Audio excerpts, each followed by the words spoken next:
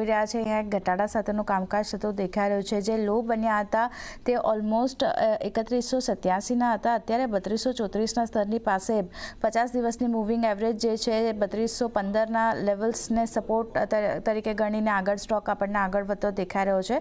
M&M માટે chart setup કઈ રીતે જોઈ રહ્યા છો? આગળ પણ થોડું નેગેટિવ કામકાજ અહીંયા જોવા મળી શકે?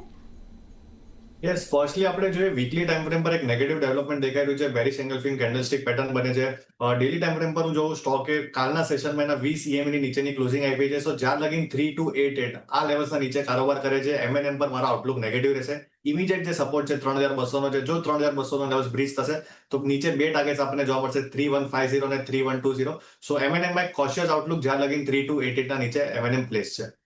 ઓકે, જ્યાં સુધી 3288ની નીચે છે નેગેટિવ સેટઅપ આપણે M&M માટે જોઈ રહ્યા છે. 3150 3120 સુધીના લેવલ્સ પણ ડાઉનસાઇડ આપણને બનતા દેખાઈ શકે છે, ધ્યાન રાખવાનું રહેશે.